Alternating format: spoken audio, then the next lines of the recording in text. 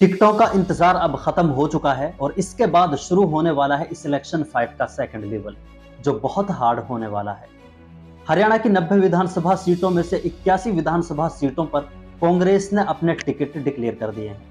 बाकी 9 सीटों पर भी बहुत जल्द टिकट आज डिक्लेयर हो जाएंगे, क्योंकि आज नॉमिनेशन पत्र जमा कराने का आखिरी दिन है। और हो सकता है जब तक आप ये वीडियो देख रहे हो तो ये 9 टिकट भी डिक्लेयर कर दिए जाएंगे। अब से 1 महीने पहले टिकटों का हमारा जो अनुमान था वो बिल्कुल सही था। नूंह विधानसभा से कांग्रेस का टिकट पहले से ही क्लियर था कि वो आफताब अहमद को जाएगा, क्योंकि आफताब अहमद के सामने कोई स्ट्रॉन्ग कैंडिडेट और कोई चुनौती ज्यादा उनके सामने नहीं थी। लेकिन नूंह से भारतीय जनता पार्टी का टिकट, जिसके बारे में ये अंदाजा लगाया जा रहा था कि यहाँ ये टिकट चौधरी जाकिर हुसैन के पाले में जाएगा, लेकिन हम बता चुके थे कि इस बार बीजेपी चौधरी जाकिर हुसैन का टिकट काटकर संजय सिंह को नूंह से अपना प्रत्याशी घोषित कर सकती है, और ऐसा ही हुआ। भारतीय जनता पार्टी के इस फैसले से लोग अचंभित भी हुए, और होना ही था, क्योंकि चौधरी जाकिर हुसैन नूंह से भारतीय जनता पार्टी के टिकट के प्रबल दावेदार थे, जिन्हें भारतीय जनता पार्टी ने नजरअंदाज किया।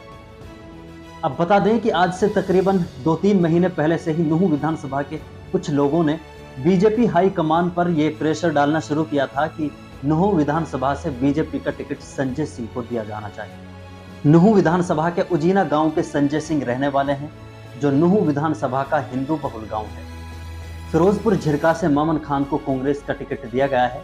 हालांकि एक वक्त पर ऐसा लगा कि कांग्रेस फिरोजपुर झिरका से मामन खान का टिकट काटकर किसी और को यहां से अपना कैंडिडेट घोषित कर सकती है, जिसकी वजह यह थी कि कांग्रेस पार्टी पर भी प्रेशर डाला गया कि वो फिरोजपुर झिरका से या कहीं से भी मामन खान को अपना कैंडिडेट ना चुने। उन पर जो आरोप है और उन पर जो इल्जामात हैं, उनके बारे में भी आपको अच्छी तरह पता है। हालांकि अदालत ने अब तक उन पर कोई जुर्म साबित नहीं किए थे। वो सभी इल्जाम उन पर अभी इल्जाम ही है। लेकिन बहुत ताज्जुब की बात है कि कुछ कम अकल लोग यही चाहते थे कि मामन खान का टिकट काट दिया जाए, और वो लोग उसे दोषी मान रहे थे। हालांकि हम भी जानते हैं कि ऐसे लोग समाज के हमदर्द नहीं हैं, वो खुदगर्ज हैं, जो अपने फायदे के लिए किसी भी हद तक जा सकते हैं। क्योंकि जब अदालतों ने अभी उस पर कोई जुर्म साबित नहीं किया और अदालतों ने उसे अभी तक मुजरिम नहीं माना, तो मैं और आप कौन होते हैं उन्हें मुजरिम कहने वाले। सिर्फ भारतीय जनता पार्टी ही उन्हें मुजरिम बनाने की कोशिश कर रही है, और भारतीय जनता पार्टी ने ही उन्हें मुजरिम बनाने की कोशिश की है। अगर आप भारतीय जनता पार्टी की नीयत और नीतियों से आंख बंद करके बैठे हैं तो अफसोस है आपके हाल पर। बहरहाल फिरोजपुर झिरका विधानसभा से मामन खान के सामने कोई भी टिकट के लिहाज से आगे नहीं था। वो सही में इसके हकदार थे और उसका हक उसे दिया गया है। यहां से बीजेपी ने उनके सामने अपना कैंडिडेट नसीम अहमद को बनाया है, जो काफी दिनों से भारतीय जनता पार्टी का हिस्सा है। पुनाना से चौधरी इलियास को कांग्रेस ने अपना उम्मीदवार लगातार दूसरी बार बनाया है। पिछली बार चौधरी इलियास ने पुनाना विधानसभा से भारी मतों से जीत हासिल की थी, लेकिन इस बार ये माना जा रहा था कि हो सकता है कांग्रेस इस बार चौधरी इसराइल को अपने टिकट से महरूम रखे। इब्राहिम इंजीनियर और इरशाद चेयरमैन के साथ कई ऐसे दावेदार थे जिनके बारे में ये चर्चा थी कि हो सकता है इन्हें कांग्रेस अपना उम्मीदवार बनाए। लेकिन मेवात की इन तीनों विधानसभा सीटों पर कांग्रेस ने अपने टिकट रिपीट किए हैं। इसके अलावा हथीन विधानसभा के टिकट को लेकर काफी चर्चाएं चली, काफी अफवाहें चली। पिछली बार 2019 में कांग्रेस के टिकट से चौधरी इसराइल यहां से उम्मीदवार थे, लेकिन इस बार ये चर्चा और ये अफवाह बहुत आम हुई कि इस बार कांग्रेस पार्टी चौधरी इसराइल का टिकट काटकर यहां से हर्ष कुमार को अपना उम्मीदवार बना सकती है, जो विधानसभा चुनावों से सिर्फ 1 महीना पहले ही पार्टी से जुड़े थे।